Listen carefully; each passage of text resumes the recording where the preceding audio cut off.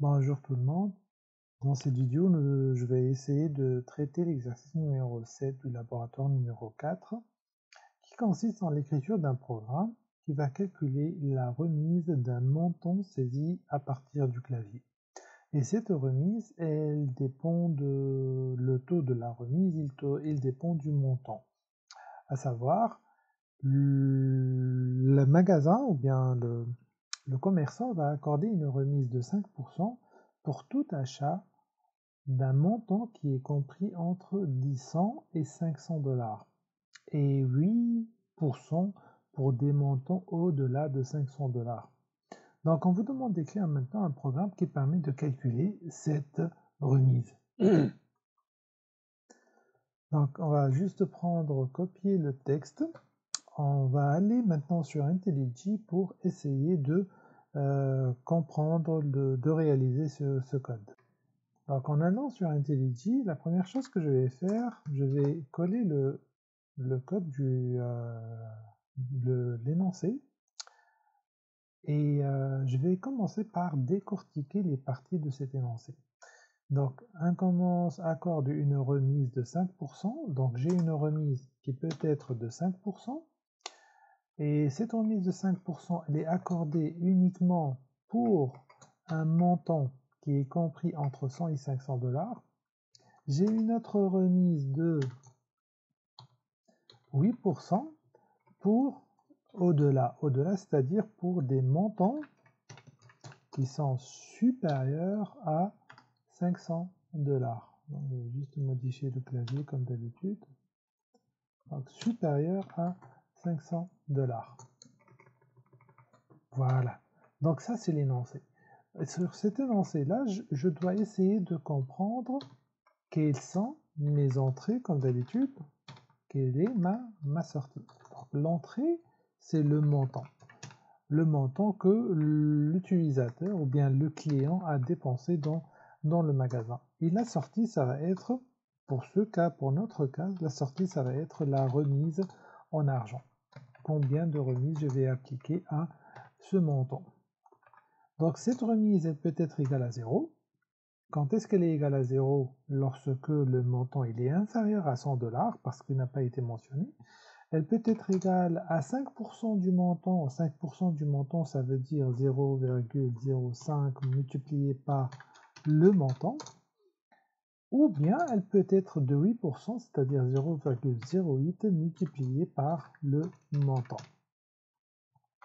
Donc ça, c'est les différentes valeurs de la remise qui peuvent être retournées.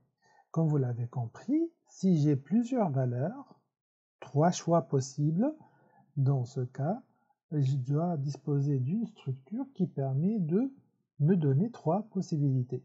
La seule structure qu'on peut utiliser, ça va être la structure if, else,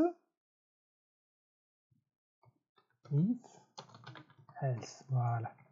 Donc if, else, if avec la condition et else. Donc c'est une structure if imbriquée pour une raison très simple, c'est que j'ai 3 sorties possibles, 3 possibilités de résultats. Très bien. Donc on va commencer tout d'abord par saisir, pour être plus correct, donc c'est déclarer et saisir le montant. Donc ça, c'est la première chose. Pour déclarer et saisir le montant, on aura besoin de notre fameux scanner. Et c'est égal à new scanner. Et vu que la saisie se fait à partir du clavier, donc ça va être system.in. Voilà. Ensuite, je vais mettre le point virgule à la fin. Voilà. Ensuite, system.out.println. Je vais juste afficher, demander à l'utilisateur de saisir le montant, donc montant de points. Quel est le montant que tu vas saisir? Une fois, et ensuite il faut le définir. Bien sûr, le montant, il est clair que ça va être un réel. Vous pouvez choisir entre double et float, ça c'est libre à vous de faire ce que vous voulez. Puisqu'il n'y a pas de restriction, moi j'utiliserai toujours le type par défaut de Java pour les réels qui est le type double. Donc double, je vais l'appeler montant égal et sc out.next nextDate. Une fois que j'ai saisi le montant, l'opération suivante consiste à calculer la remise. Donc tout d'abord, je vais définir cette remise, double remise. Je peux l'initialiser à 0, tout comme je peux la laisser sans initialisation. Pourquoi? Parce que je vais l'initialiser à l'intérieur du if. Comme je vous ai dit, le if, else, if, moi je recommande toujours d'utiliser, de mettre dans le else les conditions les plus difficiles. Donc là, pour conditions, ils sont très simples. Donc il y a le montant, si le montant il est inférieur à 0, plutôt inférieur à 100, les limites.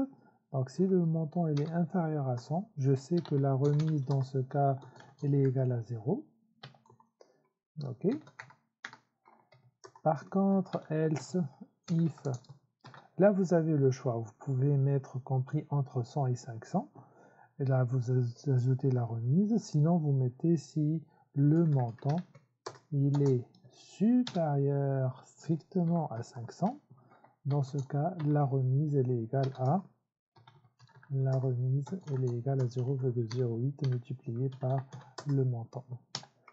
Else, si elle n'est pas inférieure à 100 et elle n'est pas supérieure à 500, donc elle est comprise entre 100 et 500, et dans ce cas, la remise elle est de 0,5.